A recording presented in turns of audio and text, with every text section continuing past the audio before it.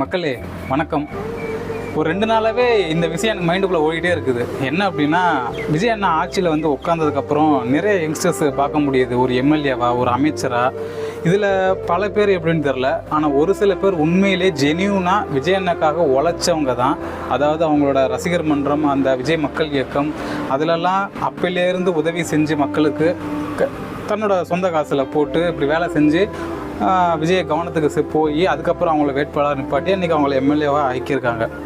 அதில் இப்போ நான் சொன்ன அந்த குறிப்பிட்ட ஒரு சில எம்எல்ஏக்கெல்லாம் இன்றைக்கி மக்களுக்கான அந்த பணியை செய்கிறதெல்லாம் இந்த நியூஸில் பார்க்கும்போது, நியூஸில் போடுறானுங்களோ இல்லையோ, சோசியல் மீடியாவில் வந்துடுது அவங்க பண்ணுற நிறைய நல்ல விஷயங்கள்லாம். அப்படி அவங்க பண்ணுறதெல்லாம் பார்க்கும்போது எனக்கு ஒரு ஆசை. ஏன்னா எனக்கு மக்களுக்கு நிறைய நல்லது செய்யணுங்கிற ஆசை இருக்குது, நல்ல ஆட்சி இருக்கணும் அப்படிங்கிற ஆசை எல்லாமே இருக்குது எனக்கு. ஆனால் பாருங்கள், ஒரு சாதாரண மனுஷனாக தான் நான் இருக்கேன் என்னமோ. ஆனால் அந்த வெறி இருக்குது எனக்கு, ஏதாவது மக்களுக்கு செய்யணும். ஆனால் என்கிட்ட காசு இல்லை, நான் பெரிய அப்பாடகர்லாம் கிடையாது. ஆனால் நல்லது பண்ணணுங்கிற ஆசை இருக்குது. ஒருவேளை எனக்கெல்லாம் இப்போ நான் ஒரு எம்எல்ஏவாக இருந்தேன்னாச்சுன்னா, நான் ஒரு அமைச்சராக இருந்தேன்னாக்கா என்னோடய ஆசை இப்போ என்னவாக இருக்கும்னாக்கா, இப்போ நான் ஒரு 20,000 30,000 சம்பளம் வாங்கிட்டு இருக்கேன்னாக்கா, ஒரு எம்எல்ஏவாக ஆகிட்டேன்னு வச்சுன்னா மினிமம் ஒரு 1,4 லட்ச ரூபா சம்பளம் கிடைக்கும். அதெல்லாம் எனக்கு பெரிய அமௌண்ட்டு அதெல்லாம். ஸோ அந்த சேலரியை மட்டும் நான் வாங்கிக்கிட்டு மக்கள் காசுலேருந்து ₹1 கூட எடுக்காமல் அவங்களுக்கு வேலை செய்கிறது தானே.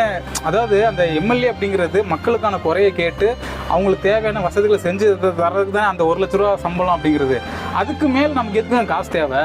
ஸோ எனக்கெல்லாம் அந்த 1 லட்ச ரூபாங்கிறதுலாம் பெரிய அமௌண்ட்டு, அது போதும் அப்படின்ட்டு மக்களுக்கு நல்லது செய்ய நான்லாம் காத்திருக்கேன். தம்பி என்ன விட்ட போடுறியா அப்படின்னா தெரிலங்க. உண்மையில் 2 நாளாக தோணுது. நிறைய நல்ல யங்ஸ்டர்ஸ்லாம் வந்துட்டு ஆட்சி செய்யறதெல்லாம் பார்க்கும்போது, சச்சா நம்மளும் எம்எல்ஏ ஆகியிருக்கலாமே, நம்மளும் விஜய்னாக்காக முன்னாடிலேருந்து ஏதாவது ஒரு மக்களுக்கு சின்ன சின்ன விஷயங்களை செஞ்சுருக்கலாமே அப்படிலாம் தோணுது எனக்கு. பட் உண்மையை ரியாலிட்டி என்னன்னாக்கா என்கிட்ட அவ்வளோ பட்ஜெட்லாம் இல்லைப்பா. நானே ரொம்ப கஷ்டப்படுற ஒரு பையன்தான். பட் ஏன்னா 2 நாளாகவே எனக்கு இந்த எண்ணங்கள் ஓடிட்டே இருக்குது. ஸோ விஜய் அண்ணா இந்த வீடியோ எதை பார்க்க நேர்ந்துச்சுனாக்கா, ஏதாவது ஒரு வழியில் மக்களுக்கு நான் சேவை செய்யணும். சம்பளம் இல்லாமலாம் இல்லை, சம்பளம் கொடுங்க. ஆனால் நான் செய்கிற வேலைக்கு முன்னே சம்பளம் கொடுத்தா போதும். அதை தாண்டி மக்களுக்கு நான் என்ன நல்லது செய்யணுமோ அதை நான் செய்கிறேன். நான்